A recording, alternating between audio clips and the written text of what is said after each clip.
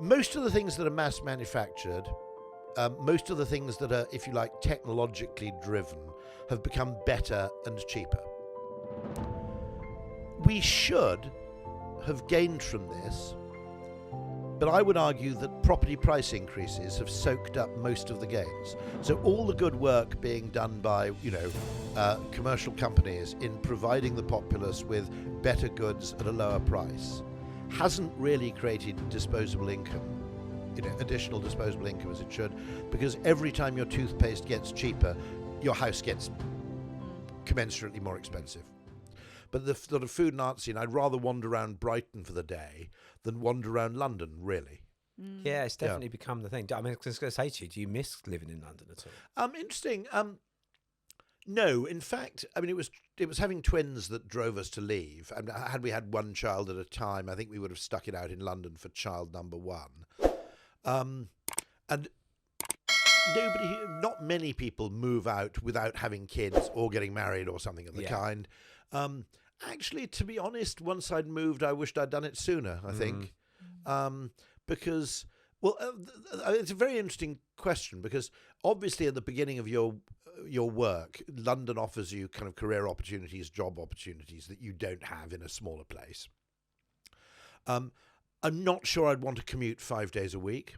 That's another question. If you've got to do it 3 days a week, that's fine, actually. But I'm not sure I'd want to commute in 5 days a week. I always work from home on Fridays anyway. But actually, the advantages to, back in the 80s when I first moved to London, London was orders of magnitude more interesting than even other cities in the UK, never mind country towns.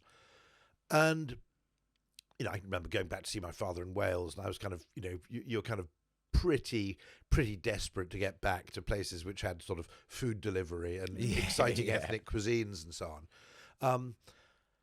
And then bit by bit, of course, the internet changes retail completely, because there's no retail need to be in London at all. Okay, that sort of interesting shop scene. If you want to buy weird books, or for that matter, if you want to watch Korean films, Netflix, Amazon, etc., are the same everywhere. So that's been a massive levelling in terms of sort of cultural stimulus and anything you might want to buy in terms of material goods. And then the provincial food scene has become more interesting, and the social life is better, not because obviously there are fewer interesting people, but they actually have time to see you. Yeah. And you don't have to meet them with sort of 3 weeks notice every time. So no, would you ever go back? I wouldn't. No, I couldn't really see it. No, I lived in London for a very short period, and to be honest with you, I was happy to see the back of it. Yeah, and I lived there when I was young, like very young, and I quite enjoyed going out and being able to get the night bus home at 5 a.m. or something. But it was this sort of feeling of relief when you come out of London and you get into. I lived in Surrey at the time, and I'd go back to visit, and you'd see trees and grass, and I'd be like, "No, I know." I mean, it's also not only has the countryside become more interesting. I don't think London's as exciting as it was 15, 20 years ago. There's something a little bit kind of, I don't know. I guess it's hard to put your finger on. You get the odd occasion. You get Soho on a Thursday. Weirdly, it's a Thursday night now where everybody goes and gets pissed because they're working from home on Friday, I suspect. Yeah. You get the odd scene, you get the odd sort of vibe and buzz, and maybe it's partly just because I'm older and I don't go to the places which are buzzy so much. Yeah. But it doesn't quite seem to me. It doesn't quite have this. It's just slightly tired, which I think is actually a product of everything being too bloody expensive, really. I think the pandemic changed a lot as well. Yeah. And I feel like the pandemic was so recent, but actually, like 4 years ago now. It is pretty much, yeah. It started what was it, March? It was March 2020, wasn't it? Yeah. So exactly 4 years ago, and I still think of it as sort of like a few months ago. I know. Time kind of stood still. I have to confess, I quite enjoyed it in some aspects. Yes. I didn't suffer immediate bereavement. I've got to qualify it with that. Also, the children were home, which made it actually quite fun. We are surrounded by countryside, so that was, again, not a problem. And I didn't have any trouble buying food or drink or anything. Well, nor did anybody else, which is remarkably. But once we got past the initial panic. Once you got past the panic buying of toilet paper. Toilet paper and bread is the two things. That was crazy. And flour was really hard to... Everyone decided to everybody took up home baking, of course. So Yeah. flour was massively... I remember this. Yeah. They either bought bread machines or they just took up some sort of baking as an enthusiasm. Banana bread. Yeah, banana bread became this big craze, didn't it? That was it. I don't think we ever actually made any banana bread. There was a brief craze for sea shanties as well. Do you remember that? Yes, yeah. You remember that strange sort of meme where some, yes, you know... yes, there was. That guy that went viral. Surreal. And the Tiger King. It was just a strange... It was a strange time. It was a strange time. Simpler time, but yeah. Yeah, I felt a little bit for my children because they had it at the very beginning of their time at university, which was a bit... Having said that, actually, I mean, in one case, they were locked down. Fortunately, they were both locked down with people they really liked. So they had, they were actually basically in a group of friends. So it wasn't actually that painful. But I can imagine if you're in a flat share with someone you hated, it must have been really painful. That's tricky, isn't it? It's funny. I feel like it kind of took us back in time a little bit to simpler times. Yeah, well, I think the baking thing was part of it, which is people actually discovered fairly simple pleasures. Yeah. Which had been lost in a way. Yeah. And also the local nature of things that you potted around and you sort of socialised, not as much as you could socialise with people nearby, or actually sitting outside pubs was rather nice. I remember thinking I started to sort of get a value of patience as well, because I remember even going for walks, we'd obviously give people the time to go past you and all that kind of stuff. And I remember thinking, we're actually taking the time to... And then when that happened, you'd also greet them and you'd say hello. Hello, how are yes, you? And all that kind of stuff. Yeah. So just those sort of very simple courtesies that we maybe don't always do. No, I mean, there's a problem, I think, with life, which there's a German sociologist whose name I can't remember who talks about this, which is that certain aspects of our life have been accelerated dramatically, but there are certain valuable aspects of life which you can't accelerate. Yeah. And so it creates a kind of, I suppose, mixed tempo, which is slightly problematic sometimes because, as you said, we have become weirdly impatient about, very strange things. Yeah. If an internet page takes 3 seconds to load, we're going absolutely nuts. And yet there's a large part of life which you can't actually accelerate. I think actually looking at time as the component that's actually disquieting people, rather than always looking at money or economics or politics, might be quite valuable in a way. For example, I mean, what seems to me fairly severe epidemic of mental health problems, particularly among younger girls, probably caused by social media, but possibly caused by the fact that it does seem to be overwhelmingly female. I suspect because maybe a component of this, which is that women care about what other girls think of them to a degree more than guys do.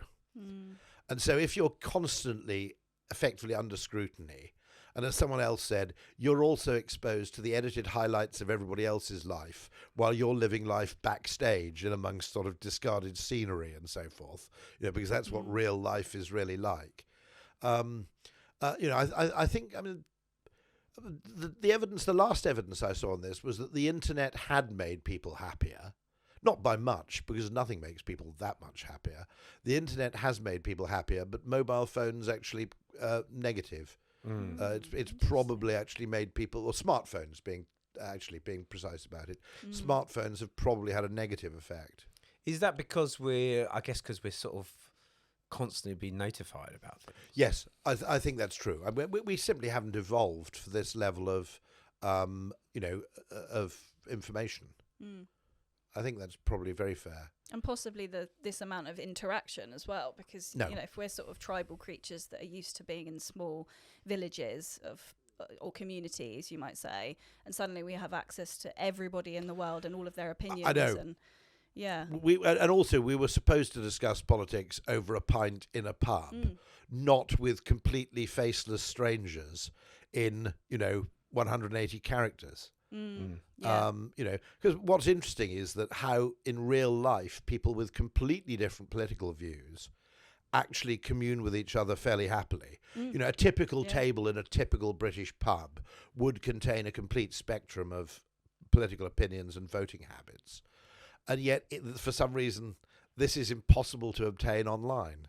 Strange. It is strange. I've had sort of not heated debates, but I've had debates with people in a cafe I go to regularly, and you know, like you say, very different, challenging kind of views on things. But we do it we find the nuance. We try and you find you're looking for, in a sense, when you're on a social occasion, you're looking for common ground. Absolutely. And if you're online, you're actually looking for what divides you. Yeah, which exactly. Is rather what depressing. can we have a conflict about? Yeah. Yeah, it's interesting. Well, Rory, obviously we've been talking. It's been lovely to chat to you for the last we've got to start minutes. recording and things. No, we're still recording. No, it's been great. But I mean, for those who don't know much about you, tell us a little bit about your background. How did you get to where you are now? Oh, goodness. So I was a classicist at school and university. I then ended up working in advertising, and have spent actually the last, getting on for 36 years at the same agency, which is Ogilvy. And I've done a variety of different jobs there. I've variously been kind of account man, copywriter, creative director. I now run a behavioural science practice there. And I also started, what I think I realised is that fundamentally, a lot of what happens in an advertising agency is much more interesting and much more unusual and much more generally and widely applicable than people working in the business necessarily realise. And that may be because my brother's a scientist, and I'm always intrigued, for example, at the differences between what you might call the creative method and the scientific method. And so I've ended up writing actually a couple of books, with one more on the way, precisely about this question that actually one of the things that we don't seem to be trying to do nearly enough in life is to solve problems psychologically rather than technologically, for example, or indeed economically. That we're absolutely fixated on optimizing things we can measure. And yet, of course, we don't have metrics for the things that generally matter to people in everyday life. And what people care about might be very, very different or very badly aligned with what it is you're trying to improve. So the example I always give, it's one example I always give, is, famously, I think the best thing that Transport for London did to improve passenger satisfaction on the tube was dot matrix displays. And it's a purely psychological phenomenon. The dot matrix displays don't make the trains any faster, more capacious. They don't make them arrive any sooner. But we're simply much, much happier waiting for a train when we know the train's going to come in 8 minutes and is only 1 minute late than we are waiting for a train in a state of uncertainty. The Uber map does the same thing with your taxi arriving. It lets you know that it's on the way and this is the latest we know. And what then I learned subsequently, talking to Transport for London, is they find it very, very difficult to get funding for example, bus timetables, live bus timetables on bus stations, because to make a business case for any expenditure, you generally have to prove that it demonstrably improves some objective measure like journey time, for example, or capacity. And so things which simply make life pleasant are actually being ruled out by financial models, which would argue, one of the things I've often argued about for ages with transport again is, actually, I don't really care if my train journey takes an hour and 30 minutes or an hour and 50, provided I've got a table. If you've got a table where you can put a coffee and a laptop or proper tablet, okay, or indeed, write if you're old-fashioned in that way, or type, provided you have some fairly basic human comforts, the actual journey time isn't really a prime determinant in deciding whether or not you make the journey or whether or not you enjoy it. And yet we seem to have this kind of, I would almost say, a kind of cabal of engineers and economists and people who are spreadsheet jockeys of one kind or another, who basically have taken on this idea that if you can't quantify it, and if you can't prove it, and if you can't give us the ROI to 6 decimal places, then you can't do it. And that strikes me as fundamentally what you might call a misdirection of effort. I think that nobody ever uses the phrase emotional efficiency. I actually Googled it once in curly quotes, in inverted commas, emotional efficiency. And there are only about 5 instances of it, I think, of that phrase in the whole of the web. But it strikes me that an awful lot of what we're trying to do in life is how can you use the fewest, in other words, the fewest amount of resources to achieve the highest degree of emotional improvement? Seems to be a really intelligent question to ask. And yet, because we don't really have sort of SI units, numerical units for the human emotional state, we use these other proxies like speed or punctuality or whatever instead. Now, they're not irrelevant. I'm not going to travel on a train that takes 9 hours to go to Manchester and which routinely arrives 3 days late. Okay, yeah. I mean, I'm not suggesting these proxies are absolutely stupid, but we pursue them to a point where they become completely disconnected with anything that humans care about. Yeah, it feels like the human experience is kind of getting lost. Yeah. In amongst all of the sort of more technological or quantifiable aspects of. We were just talking earlier, but before about the pandemic, and there was an interesting kind of insight from the pandemic, which is that actually, even with sort of, I have to confess, even with a large proportion of the economy kind of shut down, for many people, much of the time, it was perfectly possible to lead a quite fulfilling. I'm not for a second discounting those people who, owing to personal circumstances, had an absolutely grim pandemic. That wasn't true of the majority of people, I suspect. Well, some people were actually happier. Yeah, it is related, I think, because it kind of does show. It's a perfect example, and you can see this, for centuries, that humans are very adaptable, given that we have our basic needs met. Yes, unfortunately, what seems to happen? There's a very interesting writer on this who's kind of, I guess, got a Darwinian economist, you might call him, called Robert Frank, and he's written various books called The Darwin Economy. An awful lot of what humans do is rivalrous status seeking. An awful lot of human consumption is effectively a quest for relative status relative to other people, which is, of course, a kind of zero-sum game. And it always strikes me as something, one of the things, having worked in advertising for so long, is that it always strikes me as fascinating what people are grateful for and what people get pissy about, and where people are willing to be extravagant, e.g., you're at an airport, you're on your way on holiday, and you go into Sunglass Hut, and people will willingly spend £150 on a pair of sunglasses, designer sunglasses, which is basically, 3 bits of hinged plastic. And they'll pay that, And yet they get incredibly pissy if the flight, which is after all being transported in a pressurized metal tube at 600 miles an hour at 39,000 feet, they do really care whether the flight costs 60 quid or whether it costs 40 quid. I was just talking this morning to the charity Water Aid, and they were talking about this extraordinary extent to which we're very, very stingy about things like how much we pay for our broadband, how much we pay for our water, how much we pay for our sewage, how much we pay for our energy. When those things are essential to survival, and my electricity went out for about half an hour at the weekend, and it's like being back in the Stone Age. Yeah. It's extraordinary. If your water goes off for 4 hours, you're going batshit crazy. Rory, I lost my electricity in the storm last year for 1 whole week in the winter.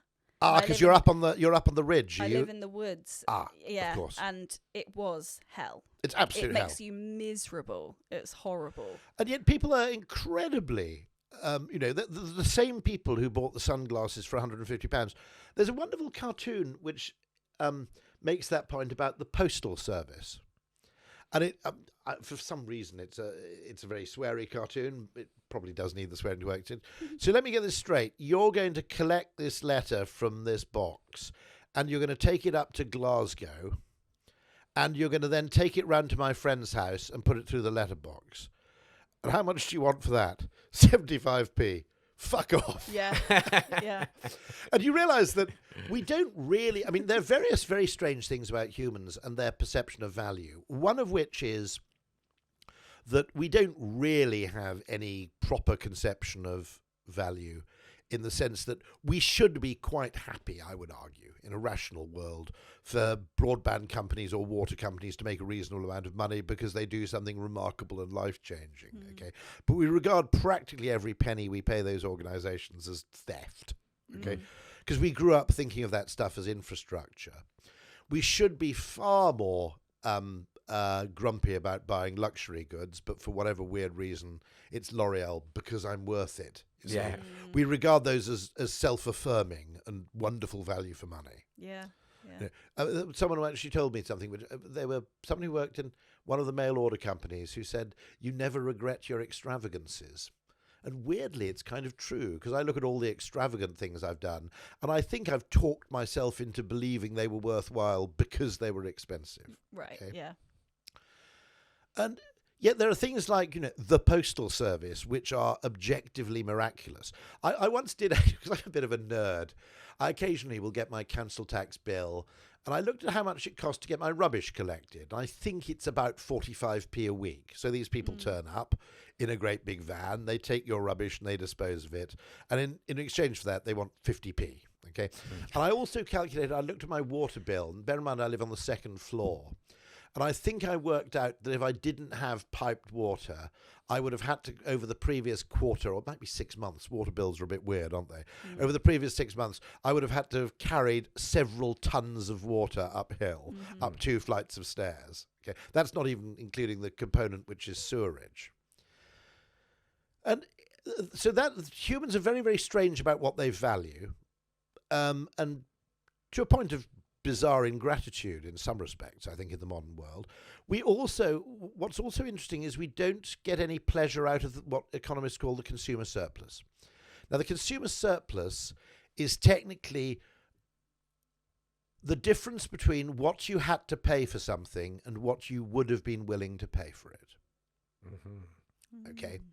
Now, logically, if human brains work differently, let's take... I'm assuming both of you have a flat screen, fairly large TV at home. I actually don't have a God, TV. you're not one of those, oh, God, you're not one of those. I do. I do. TV. And I'm one of those people Did that you tells keep going people. on about it all the time that you don't have a TV? No, but because people do that, I try not to. But I it see. comes up. It comes up. If you're a vegan without a television, Don't worry. your conversational have a laptop. scope must be really, really limited, because people know exactly what you're going to Have talk I about. mentioned that I'm a vegan that hasn't got a TV?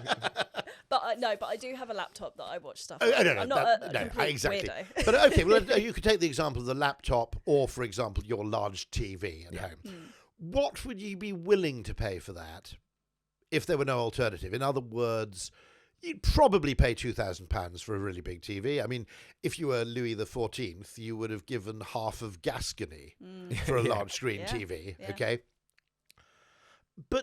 and similarly, your laptop, it's interesting to know what we would pay for computers if they weren't actually made fairly cheap. And the truth of the matter is that I don't think we think like that. We go price of a big screen TV, about 700 quid. Maybe you're a bit blingy and you go for something larger and it's 1,000. But we don't go, that's brilliant. I'm buying something I'd be prepared to pay £3,000 for, and it only cost me 800. We don't think like that at all. And so there seems to be this kind of wired ingratitude in the human appreciation of value, which is something's worth what I have to pay for it. And and now the reason this bothers me, and it bothers me a lot, is I occasionally have this kind of nightmare, which is my whole time in the advertising industry and in what you might call competitive consumer capitalism is a total waste of time. And the reason I think this is because what has happened, you're more conscious of it, I think, being slightly older. Okay, but if you've been an adult for 20 or 30 years, one thing you have noticed is that lots of things, not everything, but lots of things have got a lot better and they got a lot cheaper.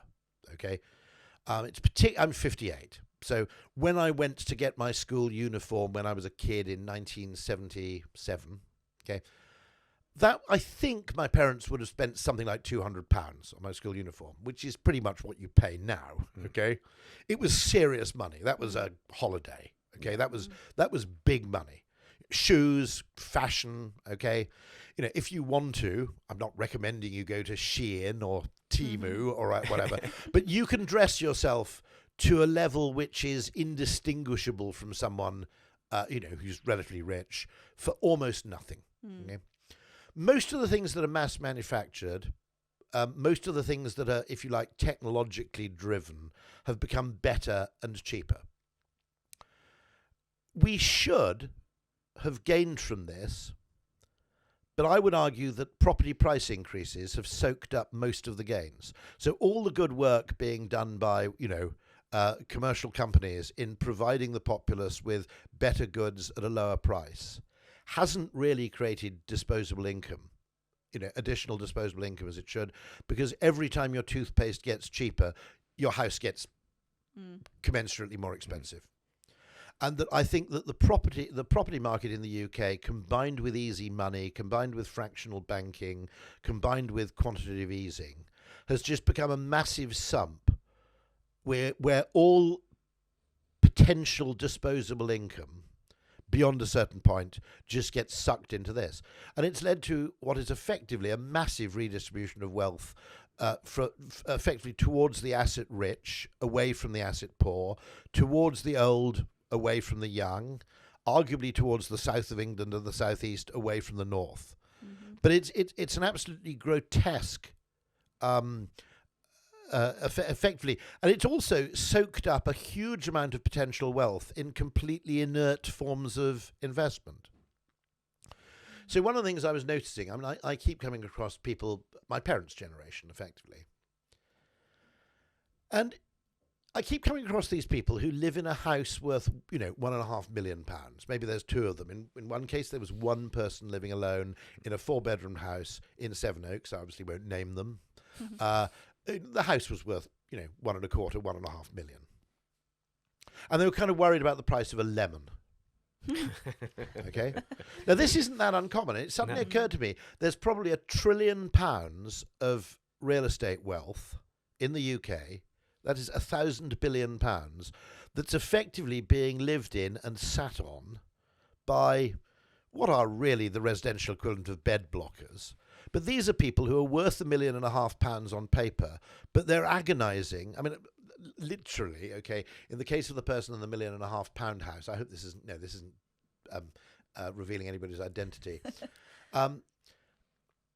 She had, I think, gone to the local Harvester restaurant to get the meal that was cheaper before 6. There was, I don't know whether it's the combine. There's some sort of bargain where you get, 2 meals for the price of 1 before a certain time. Okay. And I discovered they don't offer that on Friday, and promptly walked all the way home again. Now, I'd rather see money spent in Harvest. I'm not the world's greatest devotee of the Harvester chain, but I'd rather see money being spent there on something productive, effectively, and something reasonably labour intensive. In other words, money circulating around the economy with reasonable speed, than having it effectively stuck in amber in this kind of property market sump. And I genuinely don't know what to do about this, because my argument would be, I did make one point once, which I think might be helpful. I think flexible working might be something that actually slightly frees people to live further away from city centres to a measured degree. And I said to various people like Procter & Gamble and Unilever, you're asking the wrong question here. You're asking, should we allow our staff to work from home? Should we allow our staff to work flexibly? I said, completely the wrong question. The question you should be asking is, do you want your customers to be able to work from home? And the answer to that is yes. Because if they have to spend less money on housing and less money on transportation, it's more money for them to spend on toothpaste. Yeah. Oh, it's so true. But the extent to which that happens, that effectively, a combination of factors. One, the fact that the newspapers completely... we talked about a cost of living crisis. You noticed this in the last year, okay? And bear in mind, the cost of living crisis often applies to food. But if you're at least if you're in the sort of median income range, food is quite substitutable, right? I mean, for example, frozen vegetables have not gone up in cost at all. Some things have, okay? But you can actually substitute out of expensive foods and gain the same nutritional value from different, less expensive foods. So everybody talked about a cost of living crisis when kind of the price of a cappuccino went up. But nobody called it a cost of living crisis when over a period of 30 years, property has gone up, which is necessary and inescapable. Okay?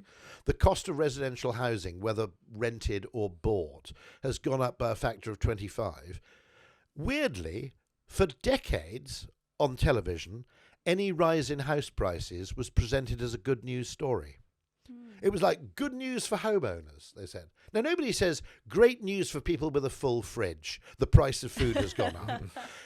I don't look at my fridge and go, oh, brilliant. Okay, that, Guinness has gone up and I've got 8 cans of it there already. Yeah. So I'm now richer. Okay, nobody thinks like that about any other commodity. Yeah. But with housing, it was great news. Now, an increase in house prices is only good news for one very narrow part of society, which is either people who are planning to downsize, which is quite rare, okay, which is typically someone towards the end of their life, because the rest of the time you're either staying in the same house or trying to upgrade, hopefully, or I suppose people who inherit housing.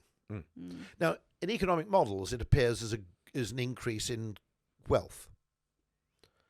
But in a way, we've had this thing. Well, what's so bizarre? It's been a train wreck where we should have been able to predict this crash and this disaster 20 years ago, and nobody did because they were all celebrating the fact that the two trains were approaching each other so quickly. It's a completely bizarre take on the economy, I think, and the fact that house prices aren't really included in the inflation rate is whack. Because there are lots of things included in the inflation rate which you can avoid. I mean, as you noticed during the pandemic, people didn't go for pedicures, but they started baking at home. There are an awful lot of enjoyable human activities which are almost infinitely substitutable. There aren't that many pleasures where if you deprive people of a particular thing, their life is absolutely miserable. You can find something else. Yeah. But in the case of housing, it's a monstrosity because it doesn't matter if you have a tulip bubble in Holland in, it was the 17th century, because I can get by without tulips. I don't get told, look, you really need to get onto the tulip ladder because otherwise you'll never be able to afford a tulip, because I'd go, I won't have any fucking tulips then. I'll have these exciting nasturtiums. And that feels like an inherently British thing. I don't know. It doesn't feel like maybe on the European continent. No. Germany is a bit of an outlier because so many people rent. Yeah. But bear in mind, but actually the UK is far from alone. Australia has a worse problem. Japan, of course, it's been famously problematic. I mean, I was in the States recently, and my friend out there was, I don't own a property. Like, what am I going to do? It's like her life's over because she's not on the property ladder. I suppose you have the advantage in the US if you can find a job which you can do remotely, and you can go and there are obviously places in the US where land is inexpensive and it's relatively easy to build, and there aren't the same restrictions. I did make a very controversial point the other day, which to a bunch of property people, which is maybe what the UK. Now this is going to sound terrible. Maybe what the UK is missing is the trailer park. Now. Okay, the trailer park has the most appalling branding, trailer trash, etc.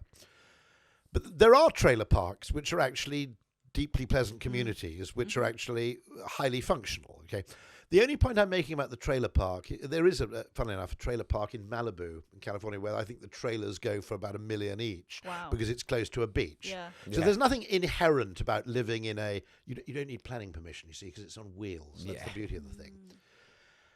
And I was saying, it's one of the tragedies is there should be a way for people to inhabit housing who don't care about property. In other words, people who don't want to make money out of property price increases. They don't want to play this whole, investment game. They simply want a place to live. Yeah.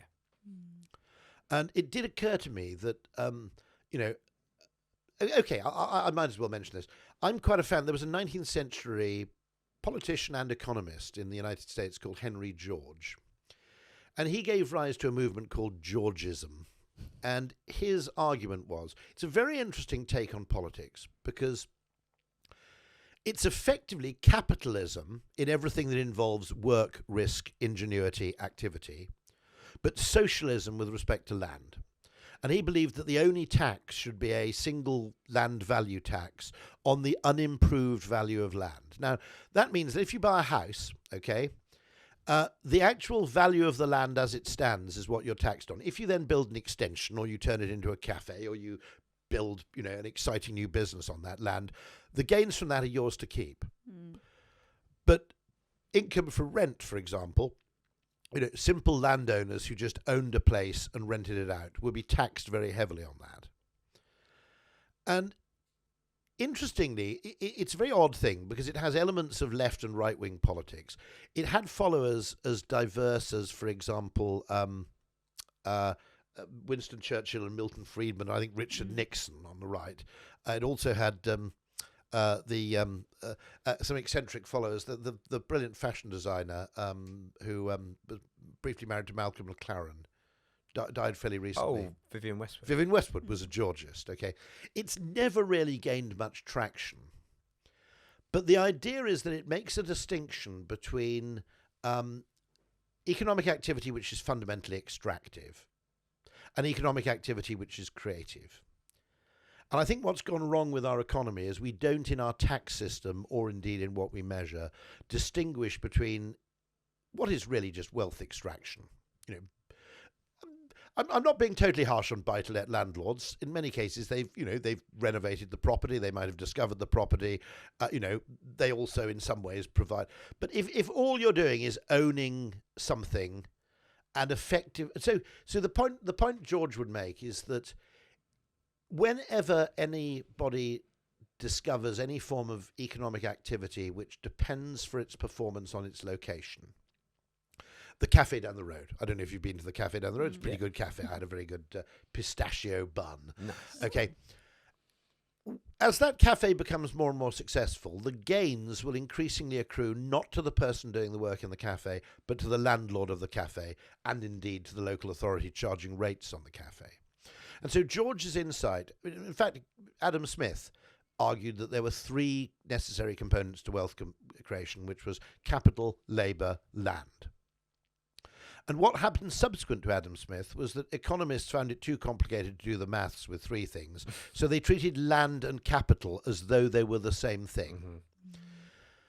And so we've created this kind of wacko world where it's actually, in a sense, easier, effectively, just to engage in rent-seeking activities and to muscle your way into extractive parts of the economy, like land ownership.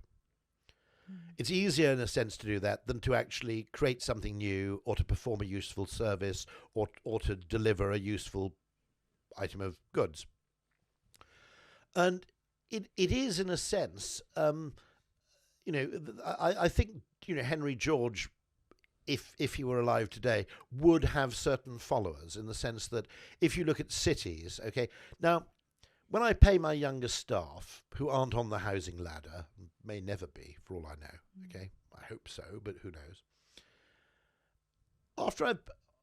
Every incremental pound I pay them, probably 40% goes in tax, because they're paying the higher rate of tax. But in defence, at least that tax goes somewhere, right? It goes, maybe their healthcare, it may be education, it may be roads, okay? At least it goes somewhere. Now, what really bothers me is, of the money that's left over after they've paid tax, 50% goes on accommodation and transportation costs. In some cases, it's more than 50%. That means that in order for that person to go out for a curry, a sort of £20 curry, we've basically got to pay them 100 quid. Now, since my belief in economics is that, proper economics, the end of economics is eating curry, okay? Then what we should try to optimize is the efficiency with which we can translate that employee's useful labor into curry. And it strikes me that London and property prices and transportation costs are all an obstacle, a massive inefficiency in that process. And one of the things that would most interest me, which I can see happening, And funnily enough, there's a very good marketing writer called Helen Edwards who talks about this. She's written a book called From Marginal to Mainstream.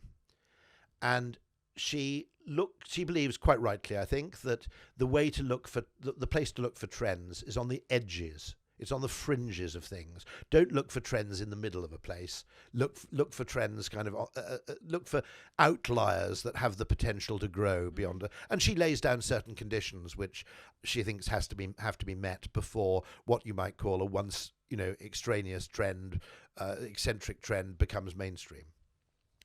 And one of the things she places quite a high value of probability on is nomadism, particularly among the young.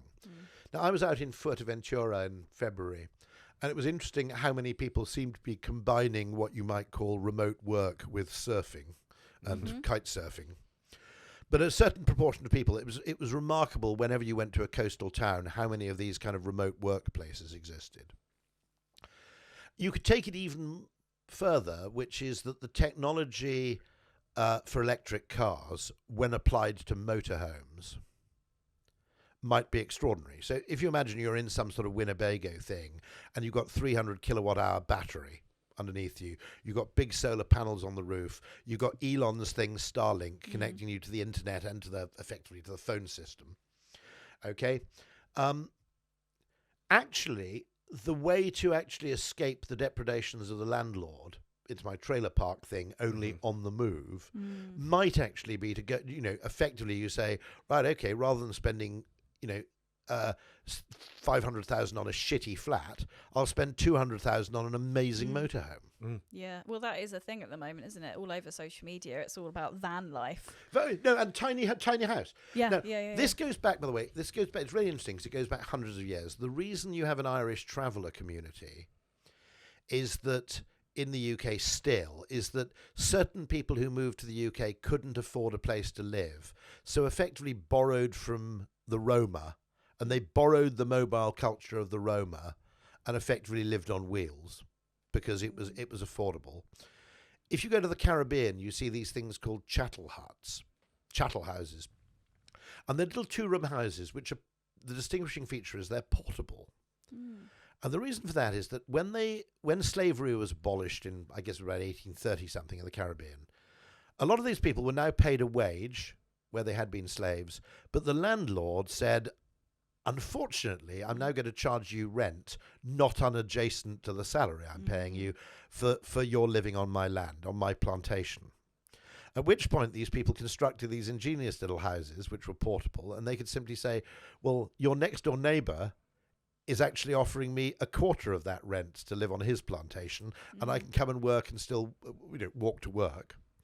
And so the mobility prevented them from being in thrall to the landowner and the employer, because two people could pick up the house and move it somewhere where the rent was more reasonable. And I'd also argue that the car was an extraordinary technology in freeing people from the depredations of property owners, of landowners.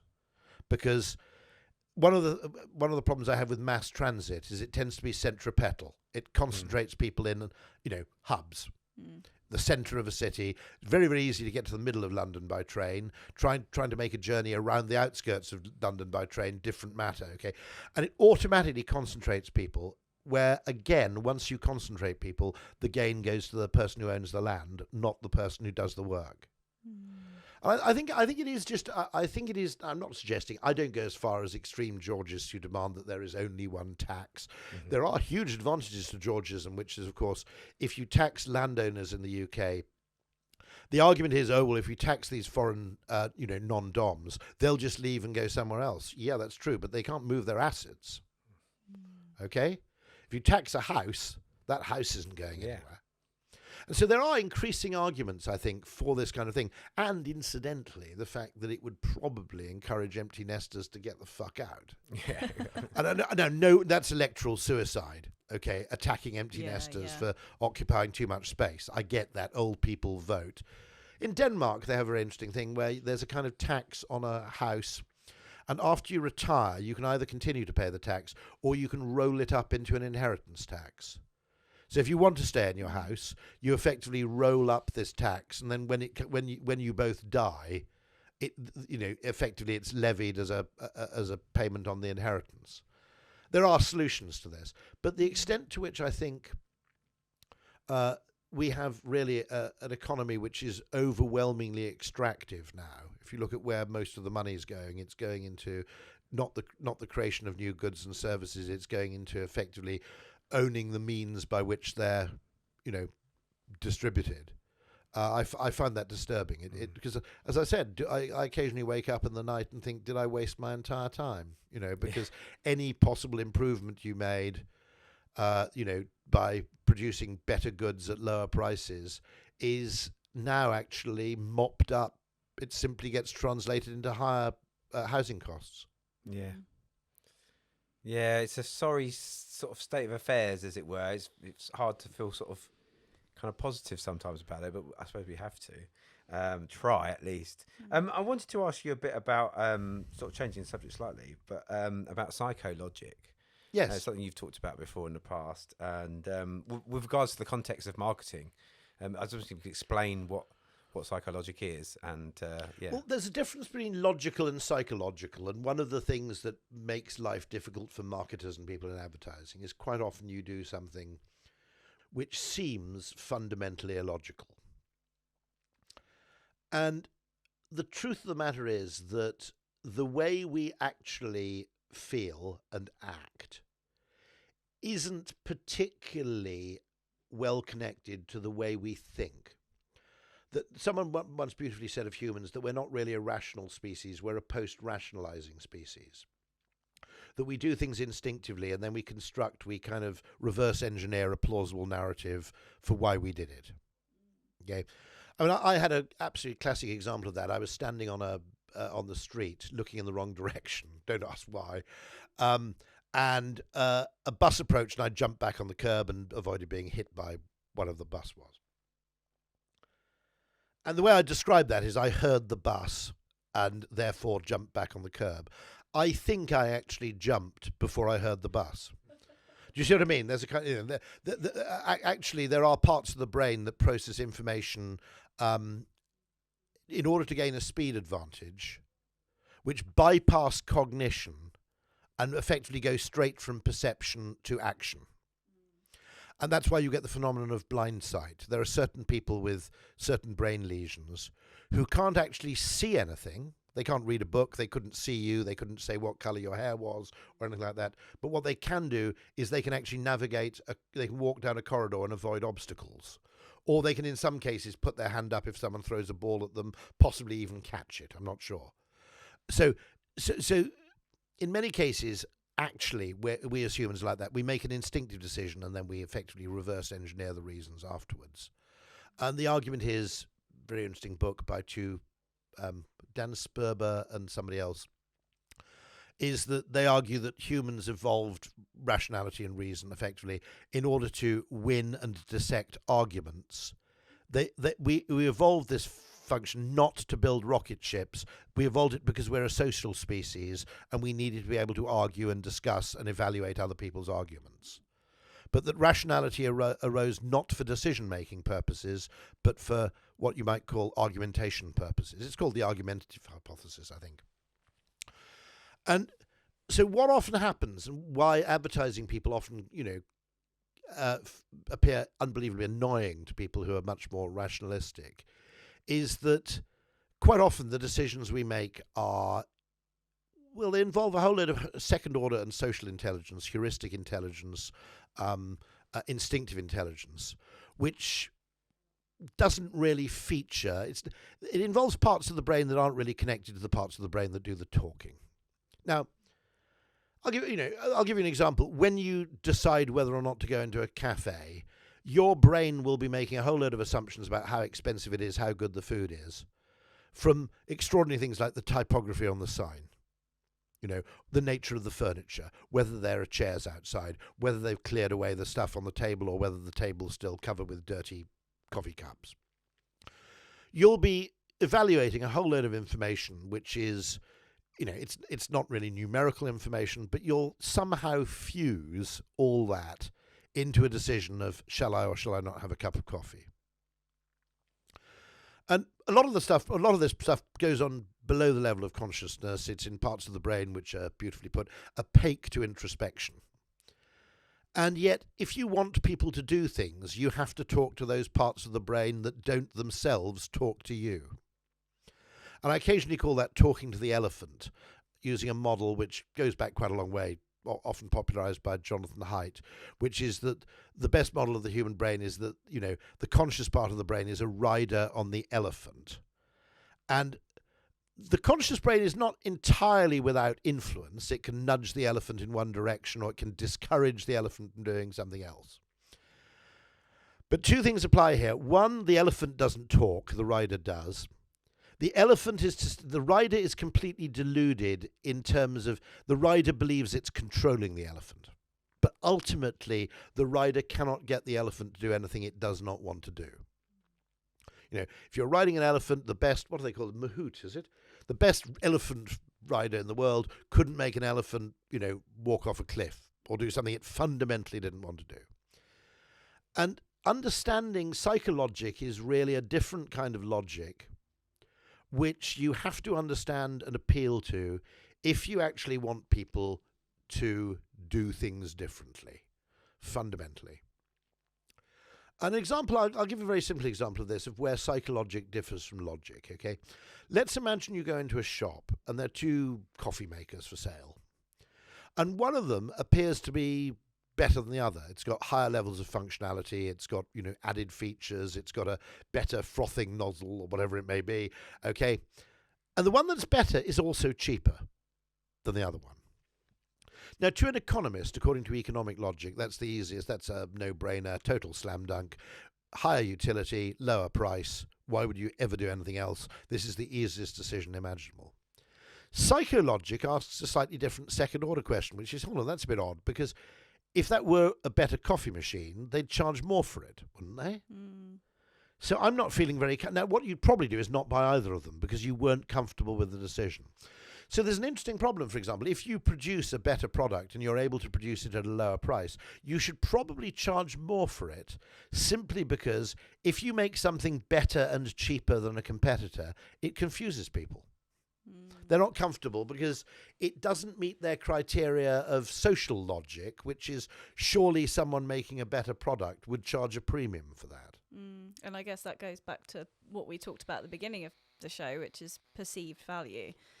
People value things based on their perception of it rather than the actual value. I mean the classic case for me, I don't know if I'm not much of a theatre goer or a cinema goer anymore. The classic one for me is always hysterically funny for me, which is that when you choose your seats in a theatre or a cinema, generally the ones in the middle and the stalls are the most expensive. But I prefer sitting at the edge. And I always find this very funny because, to me, sitting in, I don't have the world's largest bladder, maybe that's it. But sitting in the middle of the stalls, to me, is a living nightmare. And those are the most expensive seats. And yet the theatre will pay me, effectively, to sit to one side. I mean, if you ever go to Glyndebourne, because you're from Sussex anyway, okay, yeah. The little seats that go round in a horseshoe above the stalls, which are like little private miniature boxes, are the cheapest seats in the whole place. Yeah. I'd rather sit there than anywhere else. Yeah. It's completely bizarre. But I mean, this is the point, which is that it first of all, value is emphatically subjective. The way to do it, I always suggested this to a cinema chain, is don't charge for specific seats. Instead, charge people a premium for choosing a seat. Yeah. Because then some people will pay a premium to sit in the middle, and some people pay a premium to sit at the edge, and some people... Because I think the front versus back cinema argument is always interesting, isn't it? You definitely get front people and back people, don't you? Yeah. And you definitely get middle people and edge people as well. Yeah. It's so true. It's so true. But but effectively, I mean, and as I mentioned earlier, our perception of value is very wonky because the extent to which we value a flat screen TV, for those of us who own televisions, okay, Sorry. I agree. It does limit our conversation in the evening because we can only talk about TV programs rather than talking about the fact that we don't own a television. Well, books. You must get tempted. Do you not get tempted just to connect your laptop into a massive screen? Well, I decided that at some point I'm going to buy a projector screen. I am. That's get actually one of pretty those. cool. Because then I feel like it's more intentional and what you're watching. Yes. It's an event rather actually, than. you're right, because you actually get it out and plug it in. Yeah. Rather than, and you know. I mean, I actually went and rented The Zone of Interest last night and fell asleep in the middle, which is a pretty terrible thing to do. Yeah. It was an unbelievably potent film, by the way, but I was pretty tired. And Yeah. now I wouldn't, I do worry about the fact that, when I watch a really great film, the very fact that I can pause and rewind it, in a way, diminishes the experience. Yeah. And so I think your project. By the way, friends of mine on Twitter are very big devotees of what's called the short throw projector. Have you come across this thing? No.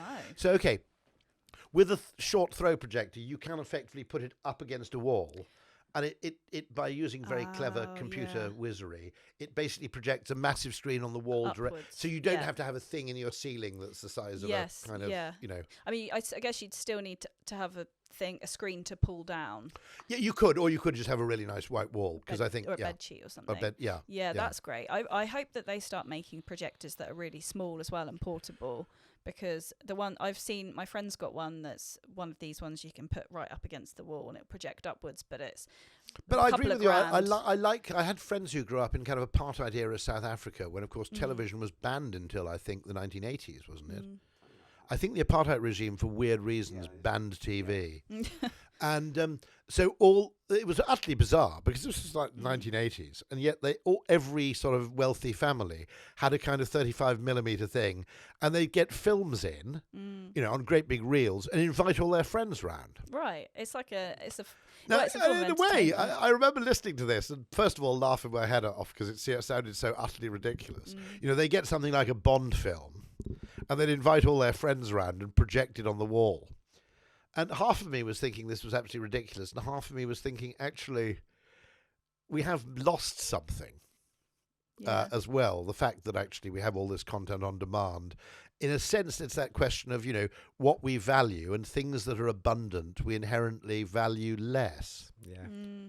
Well, I can remember seeing my first Bond film. I think I was slightly underage, because they were all, you won't remember this, AA certificate, which I think you had to be 14 for. Oh, okay.